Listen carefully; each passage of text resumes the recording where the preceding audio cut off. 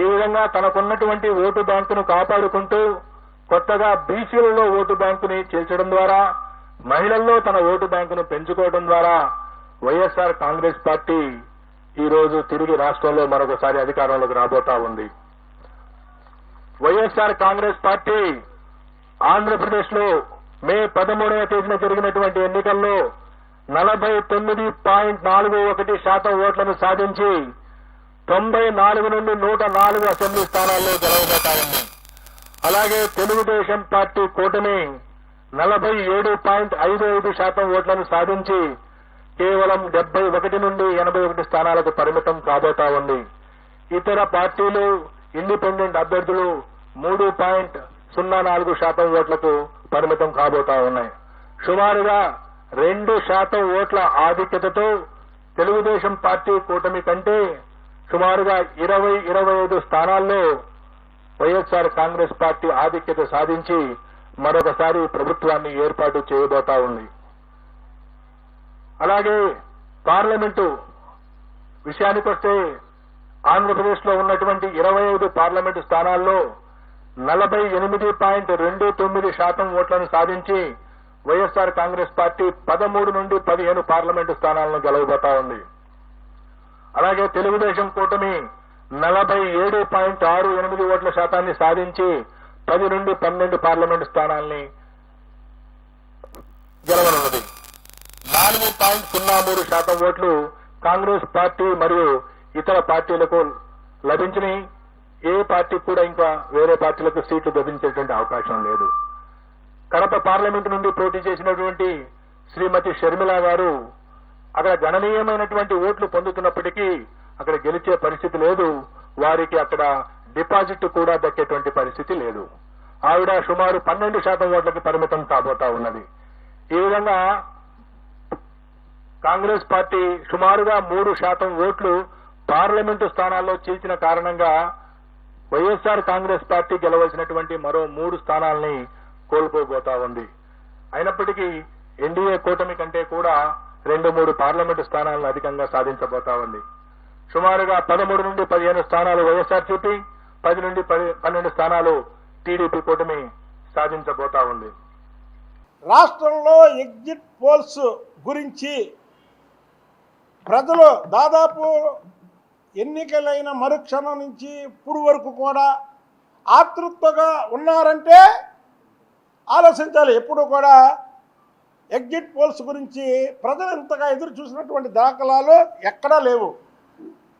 ఈసారే ఆంధ్రప్రదేశ్లో గురించి ఉంది. ఏంటంటే ఆంధ్రప్రదేశ్లో కూటమి వస్తుంది, జగన్మోహన్ రెడ్డి దిగిపోతున్నాడు, జగన్మోహన్ రెడ్డి ఇప్పుడు దిగిపోతాడా అని ప్రజలు రాష్ట్రంలో దేశంలో అందరూ ఉన్నారు.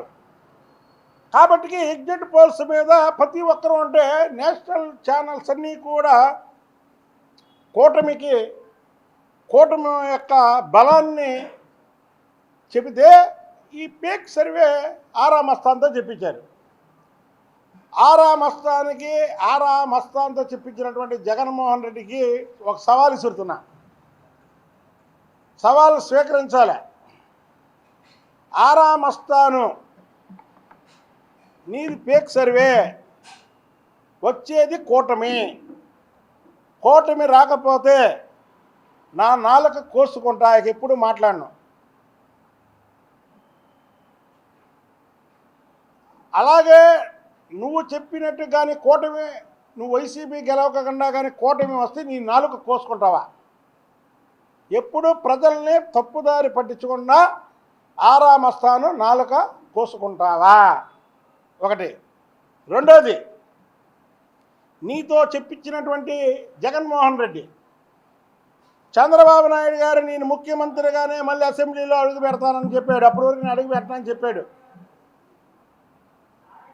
లోపల మాయసభలాగా ఆయన అవమానపరిస్తే ఇవాళ నీ క్రిమినల్ ఆలోచనతో ఆఖరికి నీ పార్టీ మీద నమ్మకంతో ఎవరన్నా పందేలు కడతారేమో అని ఆ డబ్బుని వెనక్కి తెప్పించుకోవడం కోసం ఏదైతే పోలింగ్ బూత్ కౌంటింగ్ ఏజెంట్లుగా వెళ్ళే వాళ్ళని ఆత్మస్థైర్యాన్ని దెబ్బకొట్టడం కోసం ఇప్పుడున్నటువంటి జిల్లా కలెక్టర్లని బెదిరించో భయపెట్టో నీకు అనుకూలంగా అక్కడక్కడ ఏదన్నా ఉంటే సపోర్ట్గా తెచ్చుకోవడం కోసం నువ్వు ఈ ఆరా మస్తాన్తో చెప్పించిన దానికి చంద్రబాబు గారితో నువ్వు డైరెక్ట్గా నువ్వు కానీ మళ్ళీ ప్రభుత్వం ఏర్పాటు చేయకపోతే నీ జీవితంలో అసెంబ్లీకి అడుగు పెట్టనని చంద్రబాబు గారితో ఛాలెంజ్ చేయగలవా జగన్మోహన్ రెడ్డి? మేము ఒకటే చెప్తున్నాం, చంద్రబాబు గారు చెప్పారు ముఖ్యమంత్రిగానే నేను అడుగు పెడతానని. అవ్వకపోతే పెట్టన్నాడు కదా. ఇప్పుడు నువ్వు ఆరా మస్తాన్తో ఫేక్ సర్వే నిర్వహించావు, చెప్పించావు కదా నీ క్రిమినల్ ఆలోచనతో. నువ్వు చంద్రబాబు గారికి ఛాలెంజ్ ఇసరగలవా? నేను వైసీపీ ప్రభుత్వం రాకుండా నేను ముఖ్యమంత్రి అవ్వకపోతే నా జీవితంలో ఇక అసెంబ్లీలో అడుగుపెట్టనని. ఎందుకు జగన్మోహన్ రెడ్డి ఇంకా 2 రోజులు ఉందనగా ఎందుకు ఇంకా ప్రజల్ని అలా తెలుగుదేశం పార్టీ కేటర్ని ఆత్మస్థైర్యాన్ని ఆఖరికి ఓటు వేసిన ప్రతి ఒక్కరి ఆత్మస్థైర్యాన్ని దెబ్బతీయడం కోసమే ఈ ఆరా మస్తాన్ సర్వే.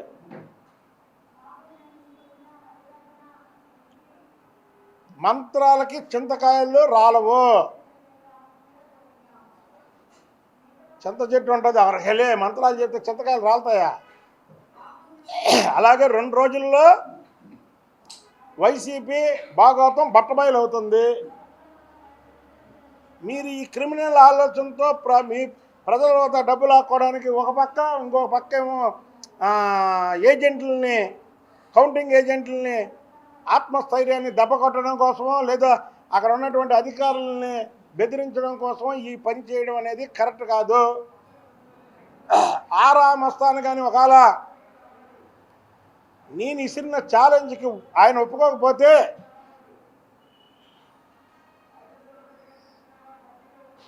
కూటమి అధికారంలోకి వచ్చిన మరుక్షణం ప్రజలకి క్షమాపణ చెప్పడమే కాకుండా నీతో ఎవరైతే ఈ ఫేక్ చెప్పించారో వాళ్ళ పేర్లు బయట పెట్టాలి. లేకపోతే ప్రజల ఆగ్రహానికి బలైపోతావు. వచ్చేది కూటమి 130 సీట్లు పైగా వస్తున్నాయి. మేము ఆ రోజే చెప్పాం, నేనే సర్వేలు చేయలేదు, ప్రజల నాడి తెలుసుకున్నాము. ప్రజలు చెప్తున్నారు, కులాలు లేవు, మతాలు లేవు, ప్రతి ఒక్కరూ కూటమికే ఓటేసామంటున్నారు. ఒక్కొక్క జిల్లాలో ఒక్క సీటు వైసీపీకి రాకపోయినా ఆశ్చర్యపోవాల్సిన పనే లేదు. వచ్చేది కూటమి ప్రభుత్వం. ఇవన్నీ ఇతను ఆరా మస్తాన్ చెప్పింది ఫేక్ అని తెలియజేస్తున్నా.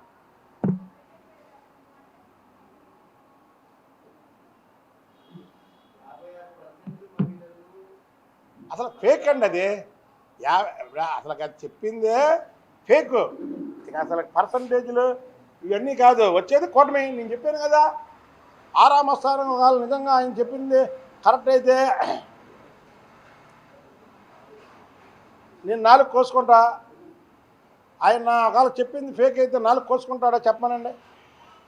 ఒకవేళ ఈ ఛాలెంజ్కి ఒప్పుకోకపోతే కూటమి ప్రభుత్వం ఏర్పడగానే ప్రజలకు క్షమాపణ చెప్పాలి. అతనితో ఎవరైతే ఈ సంగతి చెప్పించారో